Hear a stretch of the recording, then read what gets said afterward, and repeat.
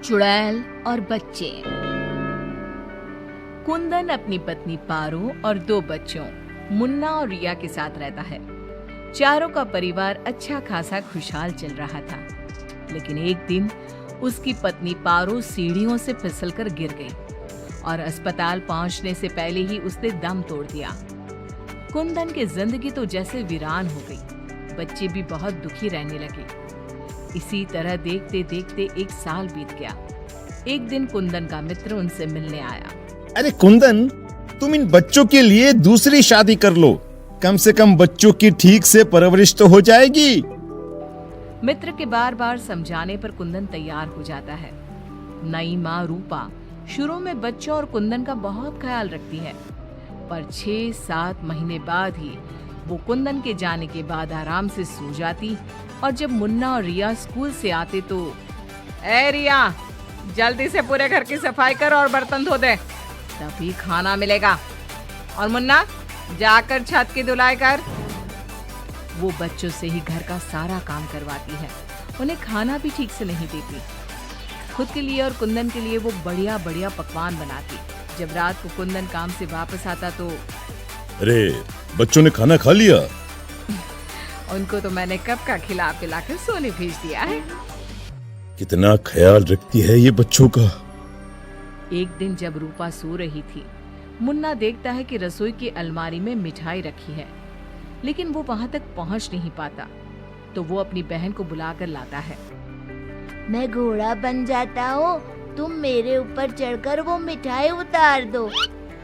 उन्होंने मिठाई उतारी और खा ली। अचानक मिठाई का डिब्बा रिया के हाथ से नीचे गिर जाता है और बिखर जाता है। आवाज सुनकर रूपा भागते हुए आती है। उसने आओ देखा न ताव और दोनों की खूब पिटाई कर दी। जब देखो तब भूखे ही रहते हैं ये बच्चे, न जाने इनका पेट है कि कुआं। बच्चे खूब देर तक रोते रहते हैं, लेकिन फिर आपस में ही बातें और मजाक करके एक दूसरे का मन बहलाने लगते हैं।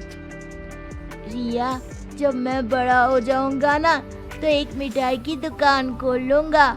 पहले हम लोग खूब सारी मिठाइयाँ खाएंगे और फिर बेचेंगे। मुन्ना, मेरी तो शादी हो जाएगी, तुम अकेले ही सारी मिठाइयाँ खाओगे ना? अरे हाँ रे, तब तक तो मेरी भी शादी हो जाएगी।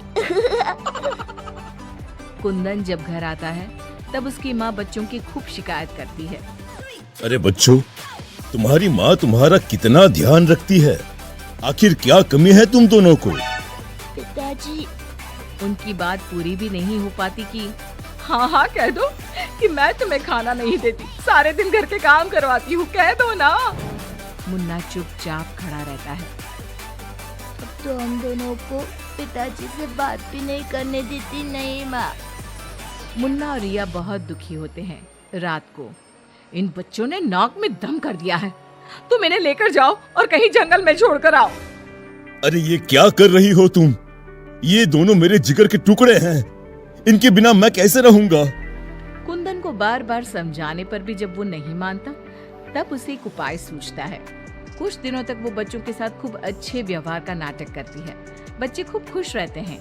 एक दिन, सुनो, जल्दी से नाश्ता लगाओ, मुझे 2 दिन के लिए शहर जाना है। रूपा बहुत खुश होती है। वो सोचती है कि ये तो बच्चों को जंगल में छोड़कर आने से रहा, मैं ही इन्हें छोड़ आती हूँ। कुंदन के जाने के बाद, बच्चे चलो, आज हम तुम्हारी नानी के घर चलते हैं। बहुत देर तक चलते चलते जब वो सब घने जंगल में पहुंच जाते हैं तब, माँ, इधर का नानी का घर है, लगता है हम रास्ता भूल गए हैं। अच्छा, तुम लोग यहीं रुको, मैं रास्ता पूछकर थोड़ी देर में आती हूँ। हाँ, ये कहकर रूपा उन्हें वहीं छोड़कर चली जाती है। बहुत देर हो जाती है और रूपा वापस नहीं आती तो, माँ कब आएगी भैया? इस तरह सुबह से शाम हो जाती है।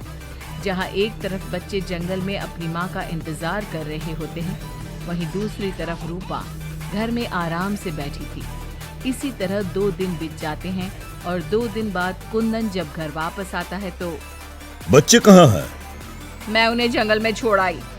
ये तुमने क्या किया रूपा? बच्चे बेचारे जंगल में अकेले कहाँ भटक रहे होंगे?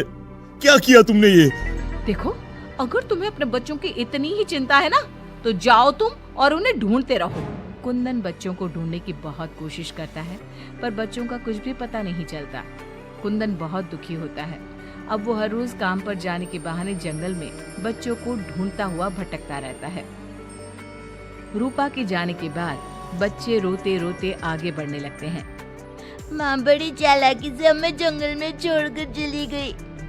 अब हमें रहने के लिए कोई ठिकाना ढूंढना ही होगा। अब तो अंधेरा भी गिर रहा है। आगे जाते ही उनको एक झोपड़ी दिखती है। बच्चों को थोड़ी आशा बनती है। दोनों भागते भागते वहां पहुंचते हैं और झांक कर अंदर देखते हैं तो एक बुढ़िया चरखे पर सूत काट रही थी।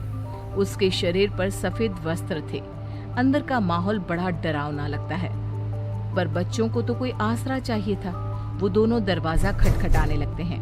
तभी वो बुढ़िया पीछे मुड़ती है। बच्चे जैसे ही उसे देखते हैं, उनके शरीर के अंदर भय से एक अजीब सी सिहरन दौड़ जाती है। माथे पर बड़ी सी लाल बिंदी, आंखें सुर्ख लाल और बाल भी अस्त व्यस्त। जैसे ही उसकी नजर मुन्ना और रिया पर पड़ती है, उसके चेहरे की रौनक बढ़ जाती है। वो बड़ी प्रसन्न होकर कहती है, आओ आओ बच्चों, मैं तुम्हारी दादी जैसी ही तो हूँ। आ जाओ। बच्चों को प्यार से वो घर के अंदर बुलाती है।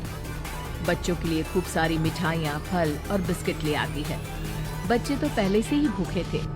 वे खाना देखकर उस पर टूट पड़ते हैं। उनका सारा डर भी दूर हो जाता है।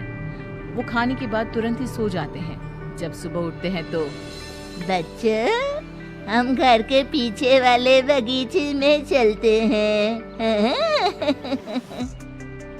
वहाँ बहुत सुंदर फूलों का बगीचा था। मुन्ना और रिया वहीं खेलने लगते हैं। बुढ़िया अंदर चली जाती है। तब तक मुन्ना की नजर एक गिलहरी पर पड़ती है, जो एक कोने में दुबकी हुई थी। मुन्ना उसे प्यार से अपने हाथ में उठा लेता है। तभी गिलहरी इंसानों की आवाज में बोलती है, बच्चों, तुम लोग यहाँ से भाग जाओ। ये बुढ़िया एक खतरनाक चुड़ैल है। तुम्हें खिला पिला कर पहले मोटा करेगी, फिर पिंजरे में डाल देगी। सभी बच्चों को ये जादुई छड़ी से पशु पक्षी बनाकर बगीचे में रख देती है। एक एक करके अपनी जादू की छड़ी से सबको बेहोश कर देती है और कढ़ाई में तेल गरम करके पकोड़े बनाकर खा जाती है।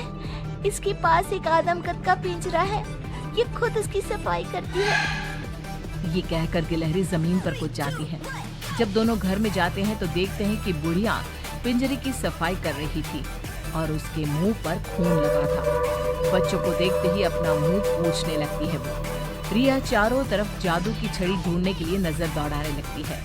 अचानक उसे जादू की छड़ी दिखाई देती है और वो दोनों लपटकर वो छड़ी उठा लेते हैं। जादुई छड़ी, पिंजरा बंद कर दो। पिंजरा बंद हो जाता है। पिंजरा बंद होते ही वो बुढ़िया एक खतरनाक चुड़ैल बन जाती है और चीखने लगती है। दादी, आज तुम भी पिंजरे में बंद होने का मजा उठा लो ना।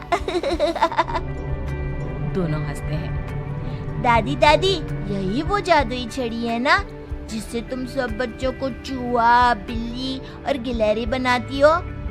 बोलो, तुमको क्या बनना है?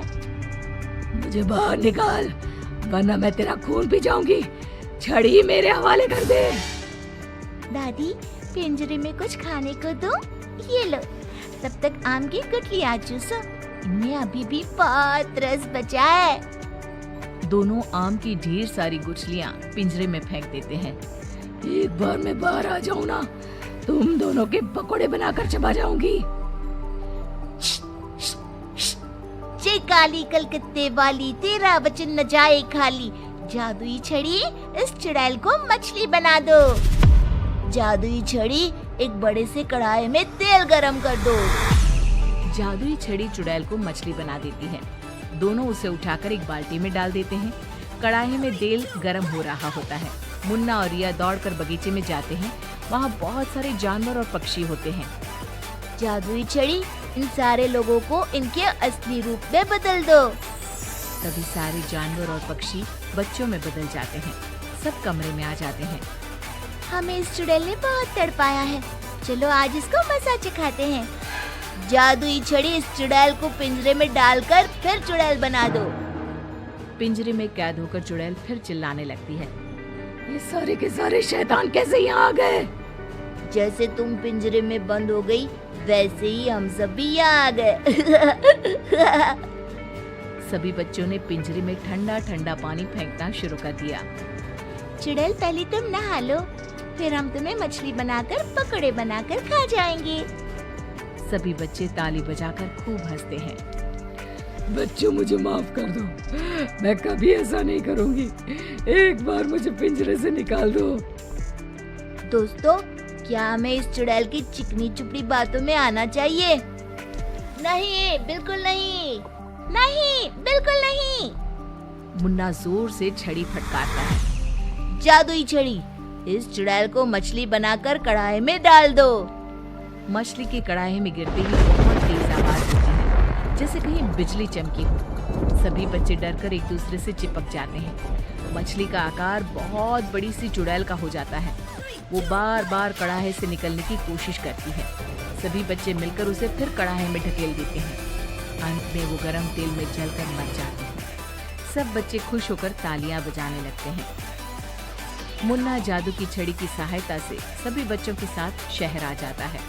जब वे अपने घर पहुंचते हैं तब पिताजी, हम आ गए। कुंदन उनकी आवाज सुनते ही भागता हुआ आता है। बच्चों को देखकर उसकी आंखों से झरझर आंसू गिरने लगते हैं। पिताजी, आप रोइए मत, अब हमारे दुख के दिन खत्म हो गए हैं। मुन्ना कुंदन को सारी बात बताता है। जादुई छड़ी पाकर उनके सारे कष्ट खत्म हो जाते हैं। अब तो नई माँ भी उनको प्यार करने लगती है।